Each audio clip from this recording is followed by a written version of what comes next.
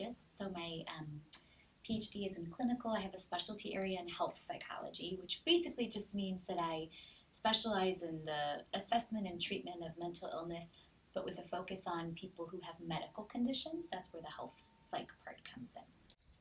Do you have a general opinion on how marketing can affect a young woman's confidence and ideal of the perfect body image? Media has a huge influence on people's perception of themselves. Because if you think about what we know from psychology is that we're constantly comparing ourselves to other people. That's how we learn about ourselves. And so if you think about media as providing a point of comparison, but unfortunately, media is often not a reflection of reality, right? Because things have been edited to be just how they want them to be and photoshopped, and people are, have a lot of makeup on or are wearing certain things or being photographed from a certain angle. So it really isn't a reflection of reality, but we as the viewer aren't necessarily aware of that. So when we see these images and we see this perfect image, so to speak, we forget that that's really not real. And then we compare ourselves to that, and then we think, oh man, I'm inadequate because I'm not as blank as they are. I'm not as fit, I'm not as attractive, my skin isn't as flawless. So yes, I think media plays a huge role.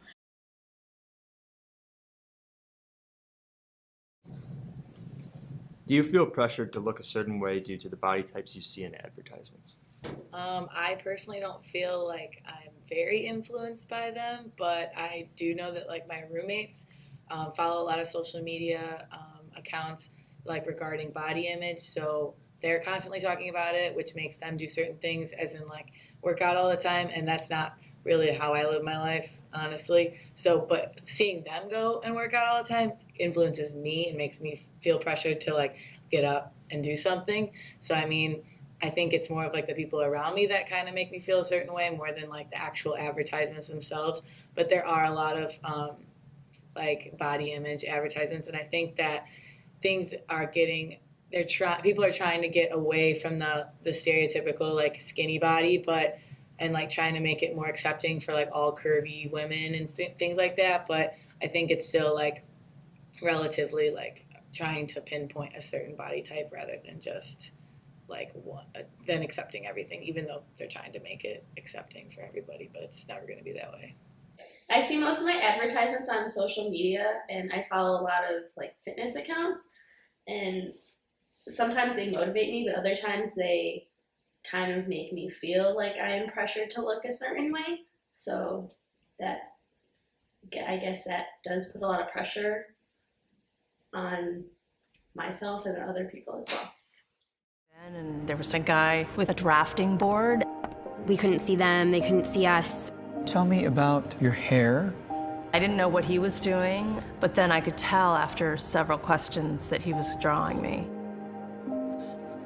Tell me about your chin. It kind of protrudes a little bit, especially when I smile. Your jaw. My mom told me I had a big jaw. What would be your most prominent feature?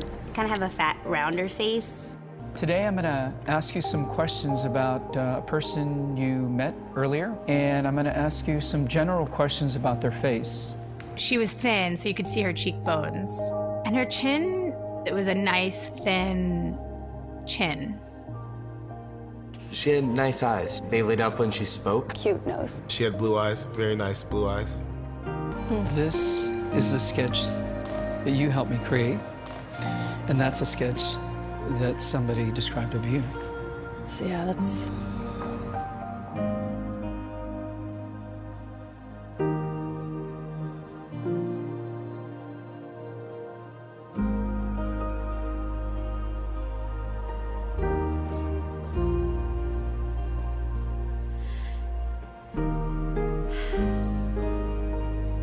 She looks closed off and fatter, sadder too. The second one looks more open, friendly, and happy. I should be more grateful of my natural beauty. It impacts the choices and the friends that we make, the jobs we apply for, how we treat our children. It impacts everything. It couldn't be more critical to your happiness. Do you think you're more beautiful than you say? Yeah. Yeah. We spend a lot of time as women analyzing and trying to fix the things that aren't quite right. And we should spend more time appreciating the things that we do like.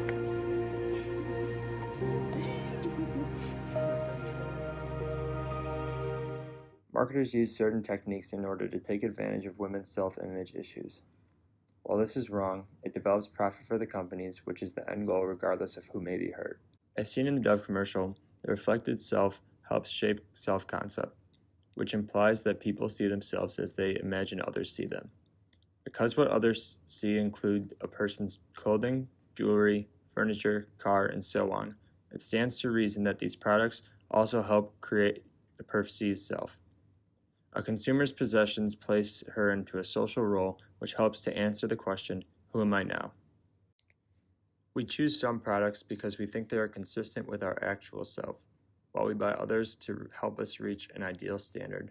We may strategically choose clothing and other products to show off to others. In other words, we are managing their impression of us with our product choices. The first type of technique is influencer marketing. Influencer marketing can be defined as a process of identifying and activating individuals who have an influence over a specific target audience or medium in order to be part of the brand's campaign towards increased reach, sales, or engagement. Companies use certain celebrities or models to promote their products, and people will buy their products regardless of how they feel because they enjoy the person attached to the brand and want to look or be like them. A technique called sentiment analysis refers to a process, sometimes called opinion mining, that scours the social media universe to collect and analyze the words people use when they describe a specific product or company. When people feel a particular way, they are likely to choose certain words that tend to relate to the emotion. When people see images from Victoria's Secret, they may use words such as skinny or body goals in searches, and this may help marketers that can obtain this information to reach a certain demographic and promote ads that have to do with these specific search words. While in reality, the self-esteem of women looking at these ads may be immensely affected by seeing them over and over again. This goes into a bad marketing technique, which is self-esteem advertising. Advertising can utilize a consumer's self-esteem in promoting a product by offering the product as a remedy to low self-esteem. Companies should not bank off of the terrible body image issues that other companies are helping to develop. Marketers know this is an issue, but will continue to stay with their normal paths for profits. With the increased issue of marketing on social media affecting women, their psychological aspects are being infringed upon and can lead to problems such as eating disorders. According to Time magazine earlier this year, psychologists found robust cross-cultural evidence linking social media use to body image concerns, dieting, body surveillance, a drive for thinness, and self-objectification in adolescence. Note, that doesn't mean social media caused the problems, but that there's a strong association between them. We talked to Dr. Azarbad more about the link between social media, body image, and eating disorders. And in general, when we think about eating disorders and how does one eating disorder develop, we take this what's called a biopsychosocial approach. So we think about there's biological influences, your own genetic makeup, the neurotransmitters that you have that may be out of balance. We think about psychological variables, so the way you cope with stress, the thoughts that you have about the world around you. Then we think about social variables, and media fits really nicely into that social variable. It's something in our environment that could definitely influence or contribute to the onset of an eating disorder. And I think it's important to say that media in and of itself is not going to cause an eating disorder. You have to have kind of this perfect storm, but media can be one contributor.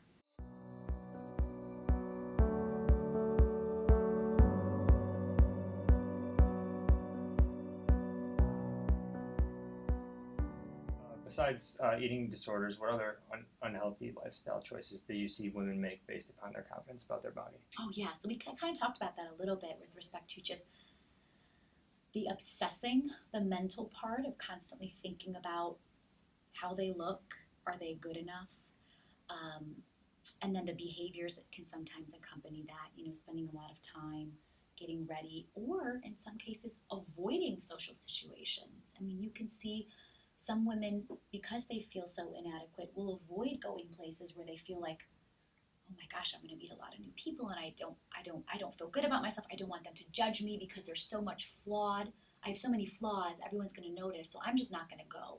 I'm just going to hang with these 2 close friends. We don't really socialize with other people. I don't like to go meet new people because I feel so bad about myself. So it can affect your social life. It can affect we talked about academics. When you're so distracted, it makes it hard to concentrate.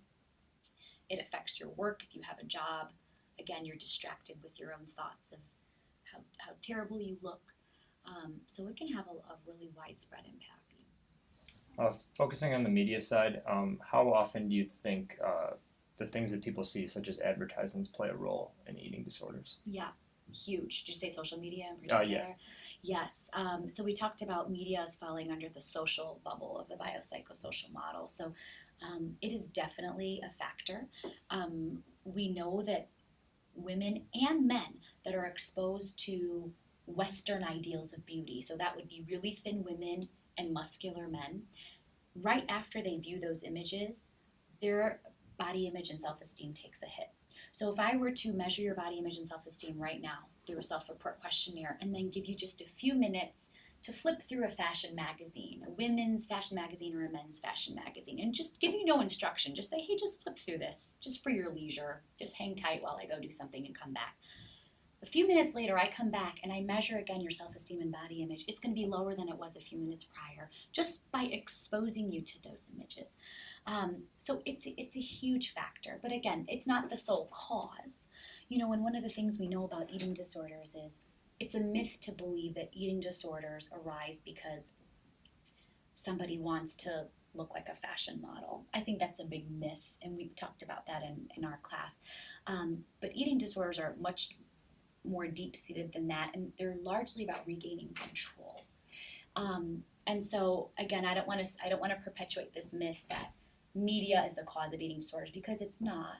But if you take someone that's already susceptible to an eating disorder and is trying to regain control, and on top of that they're bombarded with Western ideals, waif-like models, that can contribute, but it's not going to be the sole cause. If it was the sole cause, we would all have eating disorders, right? Because we're all exposed to the same media. Talking about these negative effects, do you have any advice that you would give women struggling with this to help cope with it, say? Yeah, so struggling with eating disorders in particular, Yes. Or just poor body Or image? poor body image. Yeah, for sure. I mean, I would say seek help. There are a lot of techniques and interventions that we know that work for boosting body image. Some of them they're really fun exercises to do, and it's not like we're talking about a lifetime of therapy, you know? So Dyson Wellness Center really specializes in issues that affect college students, and eating and body image are really at the top of that list. And so they know what exercises, what activities, what questions to ask to get you thinking about yourself and seeing yourself in a different way. And then, so that's for body image. For eating disorders, most definitely seek help, because with all psychiatric illnesses, the longer they go untreated, oftentimes the harder they become to treat. And so prevention is much more preferred than intervention. It's better to catch it early and prevent it from developing into a full-blown eating disorder. So I would say, even if you're not sure, you don't think you have an eating disorder, but you notice you spend a lot of time thinking about your weight, and you skip meals sometimes, and you do a lot of calorie counting, and that in and of itself may not be an eating disorder, but it may be the start of a mild eating disorder. So I would say, even if you're showing those early signs, reach out to someone and have a full assessment done. It never hurts to learn more about yourself. And then it's up to you to decide, do you want to follow through on those recommendations that the assessor gives you? You know, we think therapy would be helpful, or you have control over that. But I think just knowing what's going on is the first step.